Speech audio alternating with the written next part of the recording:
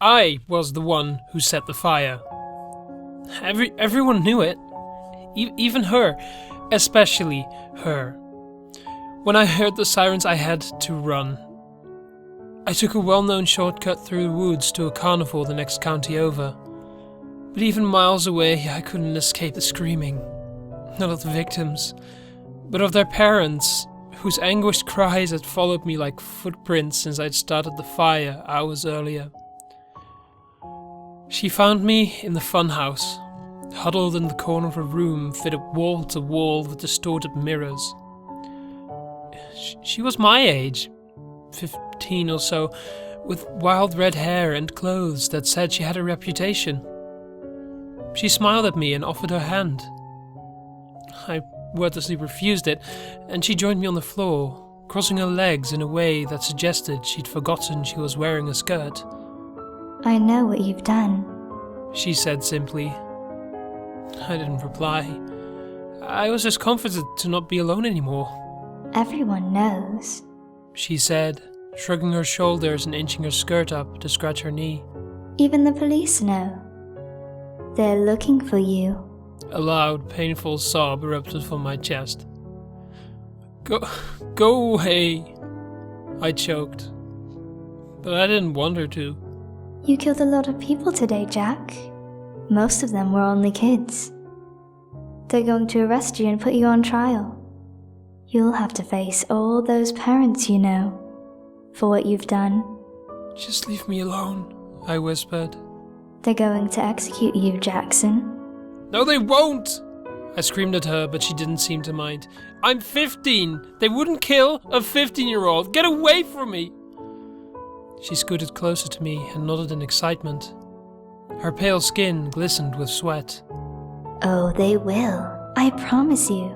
They'll try you as an adult, but don't worry. I can help you. I can fix all of this, Jackson. I can make it all go away. Her tongue darted out to eagerly lick the pink gloss on her lips. I wanted to yell at her. I wanted to push her away from me. But I didn't want her to leave. I was afraid to be alone, and she knew it. How could you help me? I whispered. She clapped her hands and giggled, and then slapped her palm over her mouth, as if she had just admitted a scandalous secret. Then she explained what she called a simple transaction. But it was far from simple. The girl promised that she would make the fire go away, as if it had never happened at all, and I would pay in the only currency I had, that of my soul. With nothing to lose, I agreed to her bargain. We shook on it. She offered me her body, some release if I wanted it, but my stomach churned at the thought. The girl stood up and again offered me her hand. I took it this time, and she told me it was time to go. I walked home in the dark, searching the night for sounds of sirens and tortured wails. I heard none. My town was quiet when I reached it, and the elementary school was still standing. I stumbled to my knees in the middle of the street and prayed feverishly to my guardian angel in thanks. All was as she'd promised. Over time, I slowly forgot about the fire. It had happened in another life, one that no longer existed, but it never fully left my subconscious. By the time I was 25, I had completed 640 hours of firefighter training and was accepted to the department. By 35, I had married the chief's daughter and given her 2 beautiful children. But in the back of my mind, I never forgot that someday the bill for my blissful happiness would come due. But, I argued with myself, maybe not. I have saved so many people, created such a beautiful family, done so much with my life. Perhaps that is enough to nullify the deal. It was a beautiful Wednesday afternoon in November. Nothing noteworthy or remarkable about it to suggest what it ultimately held for me. I had stopped at the mall on the way home from work to pick up a Christmas gift I had ordered the month before for my wife. As I stood at the counter signing for my purchase, I looked over to see a baby stroller blocking the path out of the store. As the child shifted and the blanket fell from its misshapen head, I gasped and felt a shudder wreck my suddenly chilled body. I could only call it a monster. The child's skin was yellowed and leaking pus.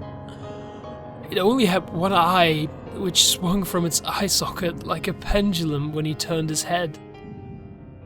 I stared at it in horror as the angry mother gave me a murderous look and hurried the child out of the store. I took a moment to collect myself and then ran out after her, my desperate need to protect and atone driving my pursuit. I caught her in the food court, and just as I reached out to grab her, I felt a violent tug on my arm and I spun around. I was confronted by a vision of horror and impossibility. The man who looked back at me was hardly a man at all. His body was a charred corpse from his feet to the top of his head, where blackened skull showed through grey flakes of scorched flesh.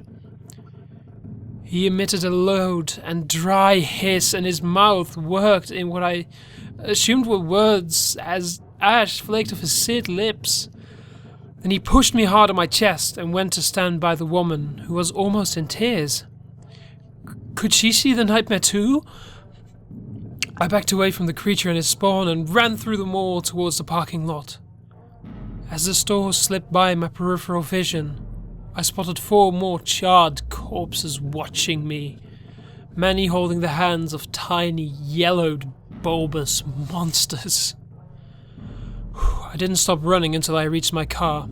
I slammed the door and locked it, then sat crying in the front seat as the shadows around me grew longer and midday turned to afternoon.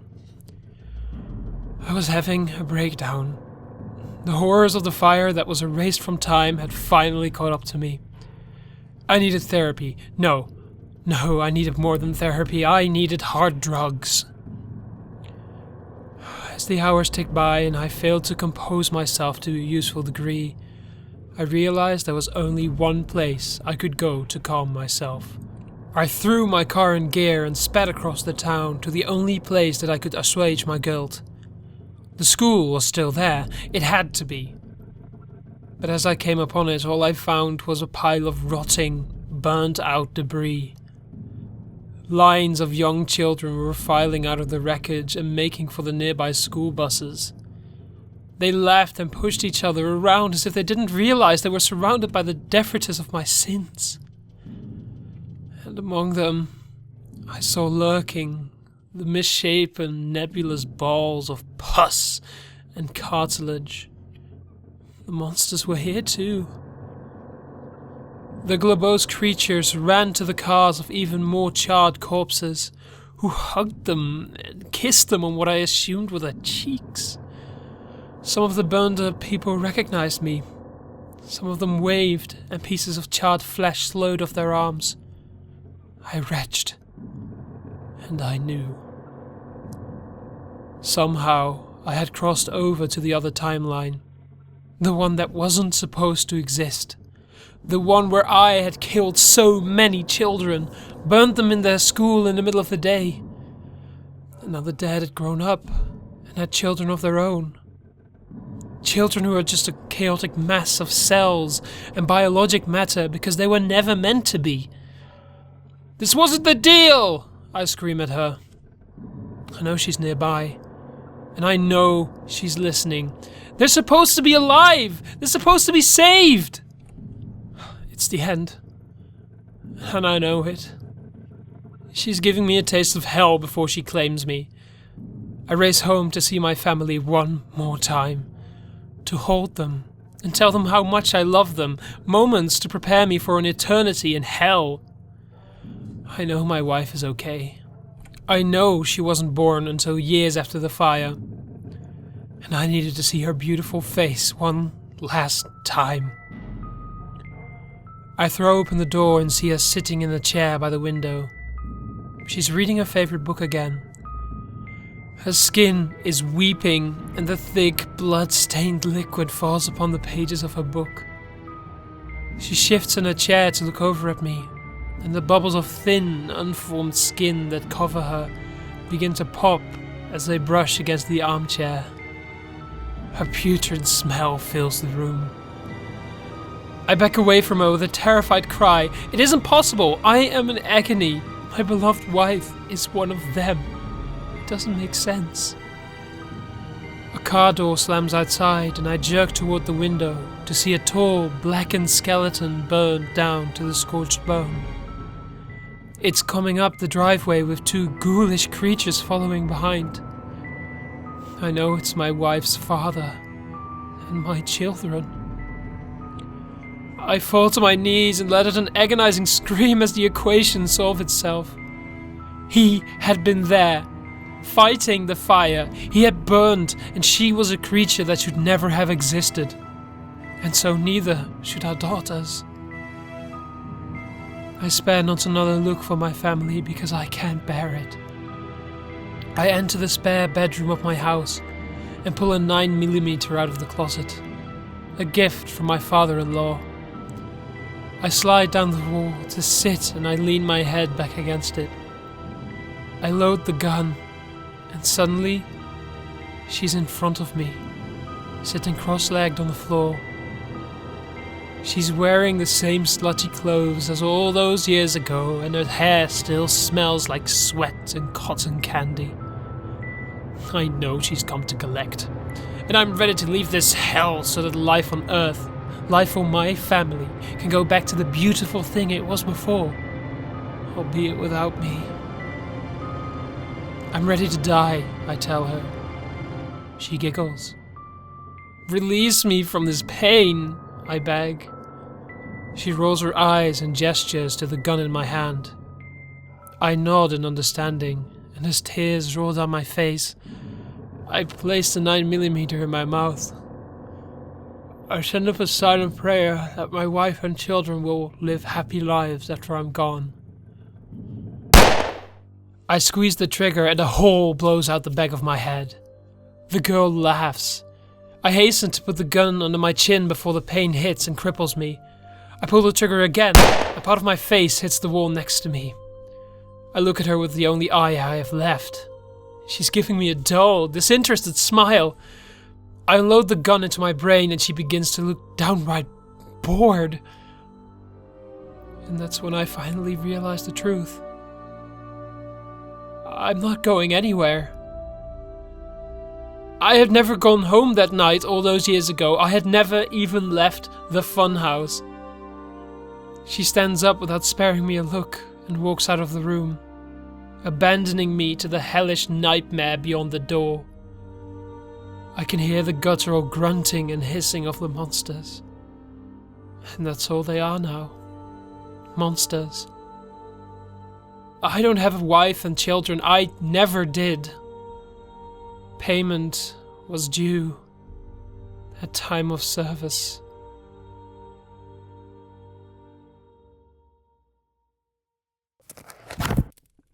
Anyway, ladies and gentlemen, before I end this video, a friend of mine, Captain Fright Night, has just yesterday hit 1,000 subscribers. So congratulations. I've already told you this in private, but I'll do it in public as well. There's one thing though. Fright Night's computer has broken down recently, and she's unable to make any new videos. On top of that, she does not really have money for it because she has to pay for chemotherapy and the such. So, a couple of friends of her have started a fundraiser, and maybe if you have a tiny bit of money left, you could pitch in a bit. I know it's not very custom of me to ask you guys for money, and I don't need it, but Captain Fright Night needs it way more than I do. Thank you so much for your help, and I hope to see you for the next story.